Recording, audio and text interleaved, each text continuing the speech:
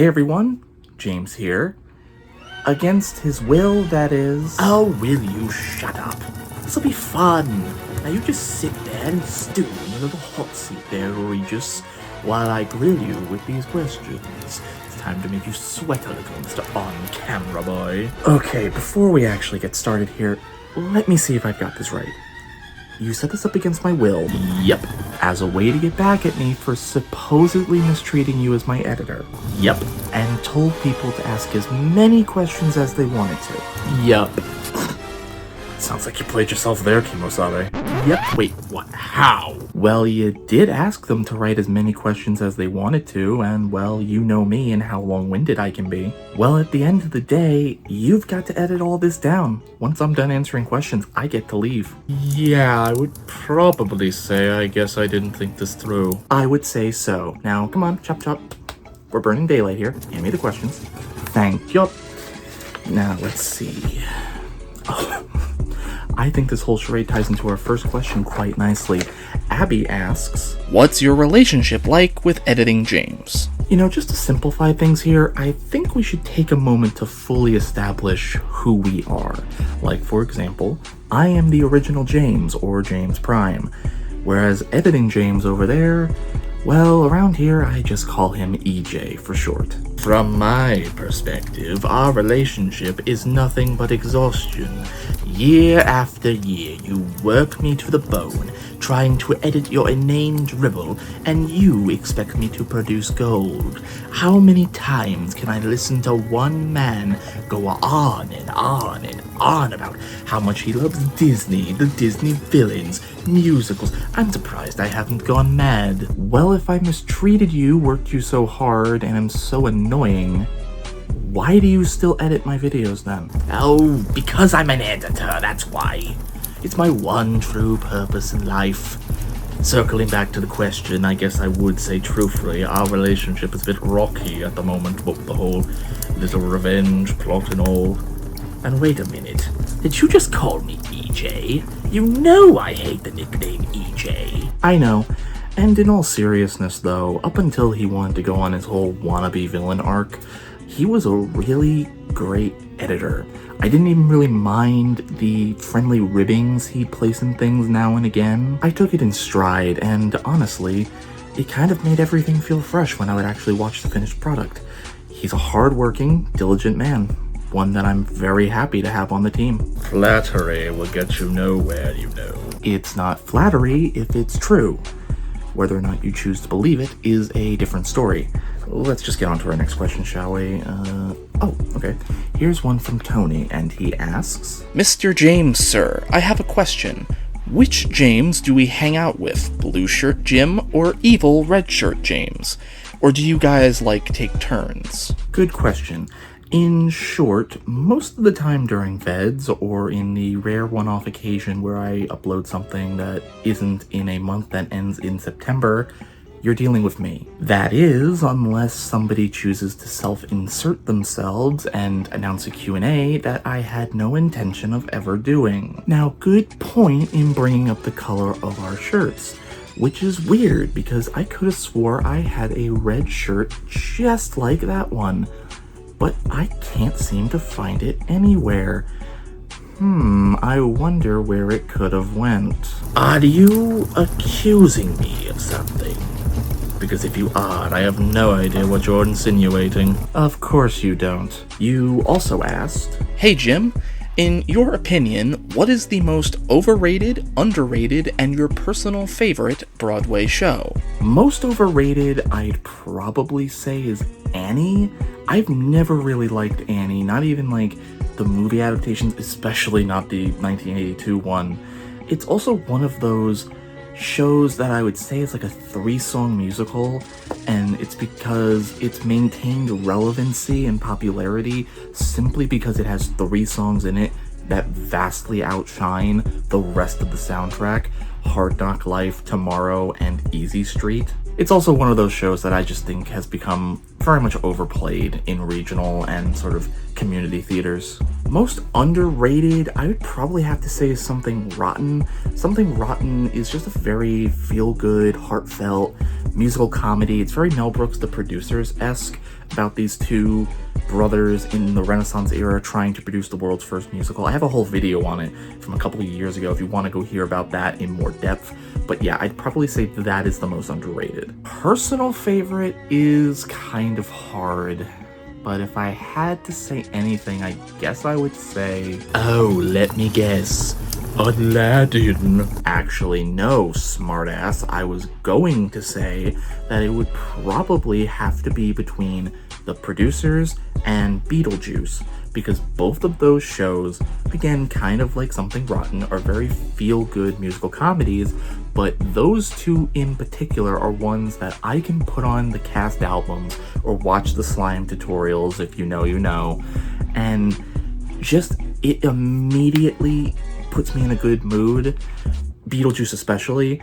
But even like The Producers, I have to put it there just because The Producers was the show that got me into musical theater. So yeah, for those reasons, I would probably say my personal favorites as of right now are Beetlejuice and The Producers. Circling back to another Abby question, she asked, You may have answered this in the past, but what's your favorite Disneyland/World attraction? Okay, so I'm gonna do attractions and shows in all four, and then I'll give my overall. For Magic Kingdom, that's kind of hard. There's a lot of classic versus more modern.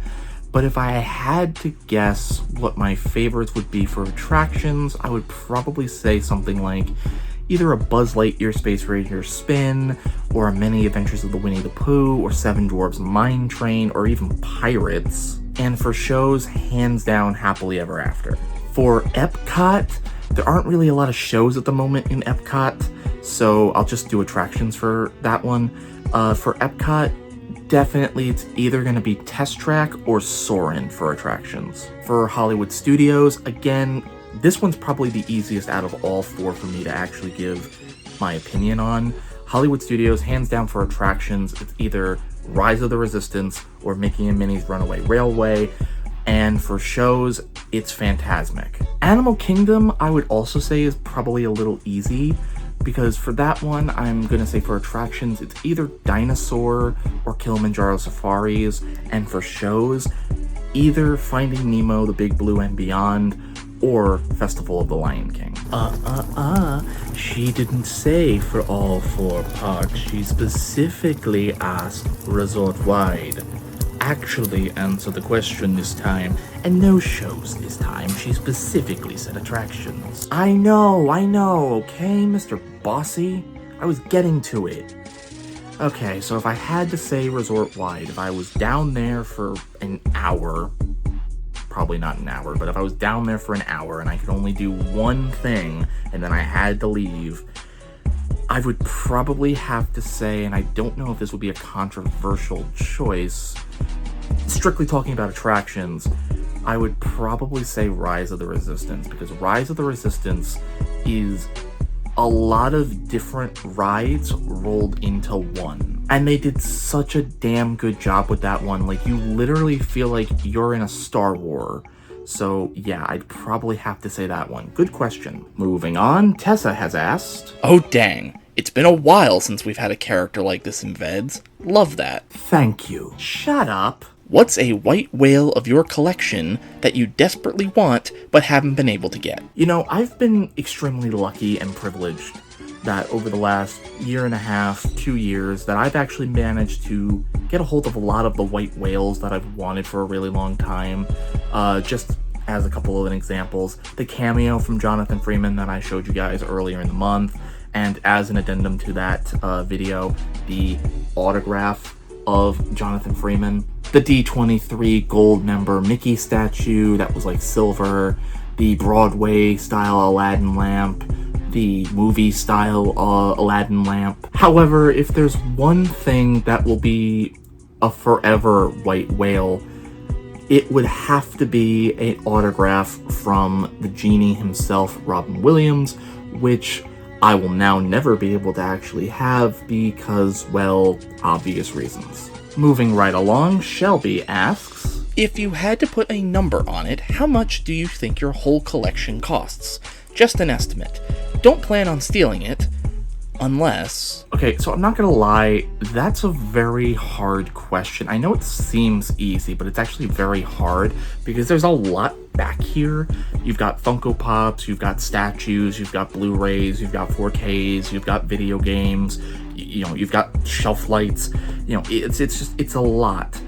But if I had to guesstimate, and again, I'm terrible at guesstimating, I'm gonna guesstimate, if we're going by the prices that they were on release, probably $3,000. And I don't know if I'm lowballing or highballing, and I just realized I probably shouldn't have said that or continue to be speaking on this topic anywhere on the internet. So I'm just actually gonna move on to your next question, which was, are we ever gonna get a room tour? short and sweet, no. Now, again, I don't mean for that to come off as dismissive, but over the years, you guys have kind of seen it all through the various angles I've used, various cameras I've used, pretty much ever since I started being an on-camera personality on here. You guys have kind of seen the whole thing, more or less. So I don't really know if there's a reason for it. I mean, I guess to see the updated version, but I don't know. So what I would say overall is probably never say never. I have no plans to do it right now, but it's possible 1 year during VEDS I will do a room tour. Well, those were all the questions. Those were my answers. That wasn't so hard, I guess. Barely breaking a sweat. Can I go now? Oh no, we're not finished yet. I've got some fresh ones right here, hot off the griddle. But where did these come from? Oh, just a fellow editor-in-arms who graciously offered his services to assist with your torture. Fine. Well, I guess it would seem that I'm not done yet. So, these questions come from Editing Caleb, whoever that is. And they ask multiple questions, starting with, what's your favorite thing on the shelf behind you? I don't know if these are my favorite things, bar none, but these are just what's coming off the top of my head, specifically on the shelves behind me at the moment. One would probably be this movie-accurate lamp that lights up, and honestly, I'm just happy to have a lamp that actually looks like the movie that was actually officially licensed. Or, and you can barely see it back there, it's a statue of Jafar and the snakehead throne from when he takes over in the third act of the original movie. And what's cool about that one is that also lights up, but that is extremely heavy, which is why I didn't bring it forward to show you. It also makes it a mega pain whenever I want to try to reorganize that shelf, but you know, hey, them's the breaks. Can you give us a rundown on what you use to film? Mics, cameras, etc. Sure. So for filming, I use my iPhone 14 Plus, the built-in camera and video, functionality on that camera. While I'm not using it now, because again, I've reorganized this whole room and the wire for it doesn't exactly reach to over this part of the room, most of the time I'm using a microphone. I believe it's a Xingyu. It was a cheap one I found on Amazon that apparently had good reviews and sounded kind of okay. I don't know the exact make and model number, and I can't seem to find it at the moment, so sorry about that.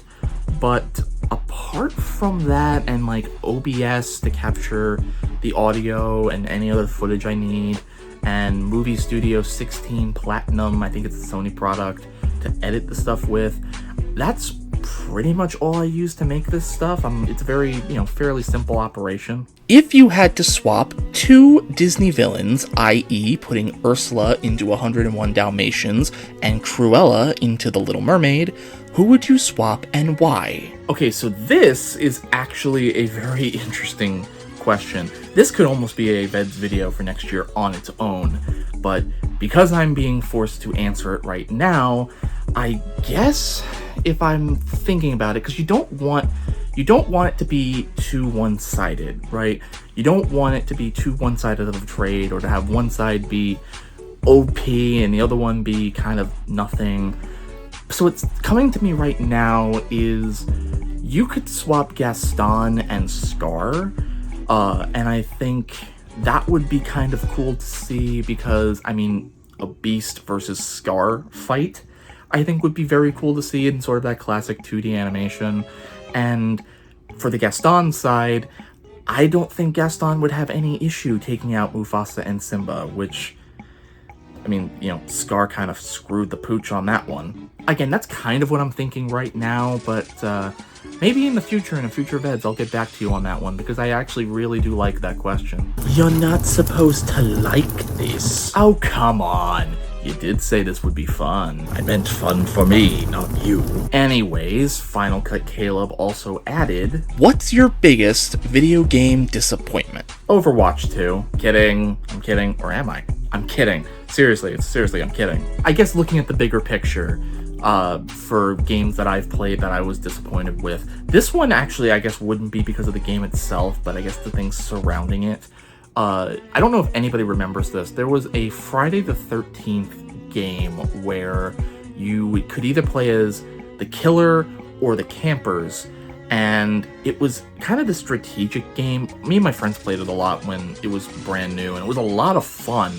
But then the game got sued for reasons I honestly don't even quite remember, or even know why in the beginning, but they got sued, and that kind of caused the whole game to cease development, and they, you know, then it was just flooded with hackers and exploiters and cheaters, and it ruined the vibe, it ruined the experience. So that would probably be my biggest video game disappointment, is just the fact that they got sued and couldn't develop anything else for this game that was actually really good, because I've tried a lot of these other kill or be killed kind of games, and I don't think they're nearly as polished or nearly as good. But, you know, again, them's the breaks, and I don't know, maybe in the future another dev can sort of pick up the pieces, and, you know, when they get the license, pick up the pieces and try to do something and try to bring it back, but honestly, I really don't see that happening. So yeah, that I would probably say is my biggest video game disappointment. And lastly, How are you doing today? I'm doing quite well, actually. Thank you for asking. Though actually, now that I'm thinking about it, I'm actually feeling kind of hot. Can we open a window in here? Okay. Now it's getting a little toasty. I don't like this. Well, I did say I was putting him in the hot seat. That'll teach you to overwork me, and especially call me EJ. Thanks to all of you who submitted your questions. And if he wasn't being burnt to a crisp right now, I'm sure James Prime would say, to my guys, gals, and my fellow VEDS-ies, I will see you tomorrow.